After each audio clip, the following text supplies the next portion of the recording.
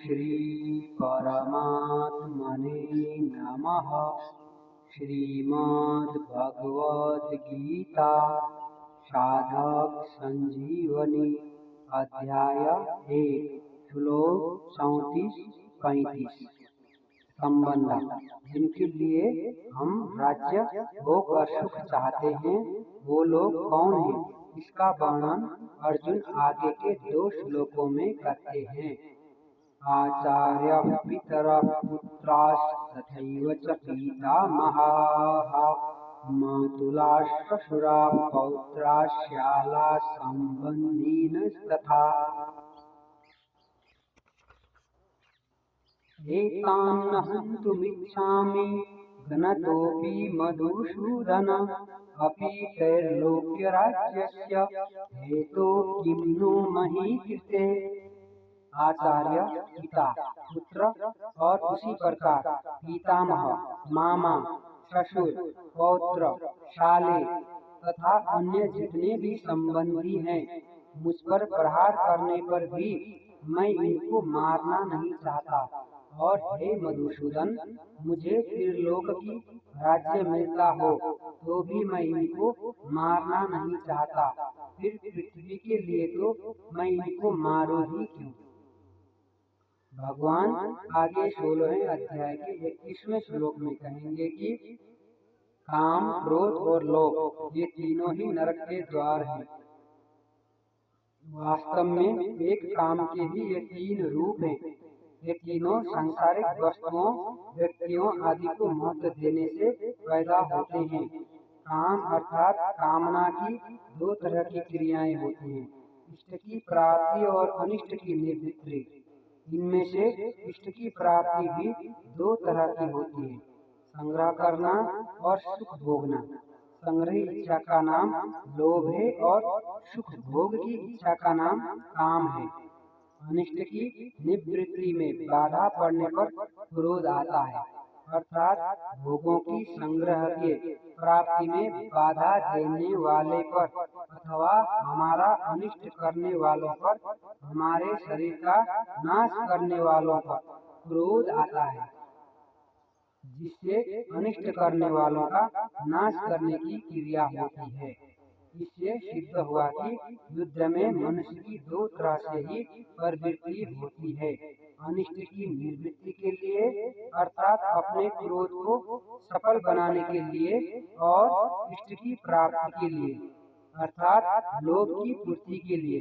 परंतु अर्जुन यहाँ इन दोनों ही बातों को निषेध कर रहे हैं, उसको ये दोनों ही नहीं चाहिए।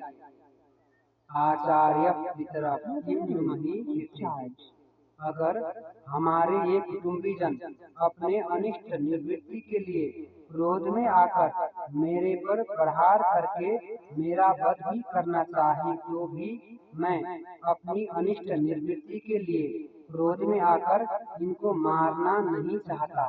अगर ये अपनी इष्ट प्राप्ति के लिए राज्य के लोभ में आकर मेरे को मारना चाहे तो भी मैं अपनी इष्ट प्राप्ति के लिए लोभ में आकर इनको मारना नहीं चाहता। तात्पर्य यह हुआ कि क्रोध और लोभ में आकर मेरे को नरकों का दरवाजा मोल नहीं लेना है। यहाँ 2 बार अपि पद का प्रयोग करने में अर्जुन का आशय यह है कि मैं इनके स्वार्थ में बाधा ही नहीं देता तो ये मुझे मारेंगे ही क्यों। पर मान लो कि पहले इसने हमारे स्वार्थ में बाधा दी है, ऐसे विचार से ये मेरे शरीर का नाश करने में प्रवृत्त हो जाएं, तो भी घ्नतोऽपि मैं इनको मारना नहीं चाहता। दूसरी बात, इनको मारने से मुझे त्रिलोकी का राज्य मिल जाए यह तो संभावना ही नहीं है। पर मान लो कि इनको मारने से मुझे त्रिलोकी का राज्य मिलता हो तो भी अपनी त्रैलोक राज्य हेतु मैं इनको मारना नहीं चाहता। मधुसूदन संबोधन का तात्पर्य है कि आप तो दैत्यों को मारने वाले हैं, पर ये द्रोण आदि आचार्य और भीष्म आदि पितामह दैत्य थोड़े ही हैं जिससे मैं इनको मारने की इच्छा करूं। ये तो हमारे अत्यंत नजदीक के खास संबंधी हैं। आचार्य, इन कुटुंबियों में जिन द्रोणाचार्य आदि से हमारा विद्याता हित का संबंध है, ऐसे पूज्य आचार्यों की मेरे को सेवा करनी चाहिए कि उनके साथ लड़ाई करनी चाहिए। आचार्य के चरणों में तो अपने आप को, अपने प्राणों को भी समर्पित कर देना चाहिए, यही हमारे लिए उचित है। इतर शरीर के संबंध को लेकर जो पिता लोग हैं, उनका ही तो रूप यह हमारा शरीर है। शरीर से उनके स्वरूप होकर हम क्रोध या लोभ में आकर अपने को, उन पिताओं को कैसे मारें? पुत्रा, हमारे और हमारे भाइयों को जो पुत्र हैं, वो तो सर्वथा पालन करने योग्य हैं। वो हमारे विपरीत कोई क्रिया भी कर बैठे तो भी उनका पालन करना ही हमारा धर्म है।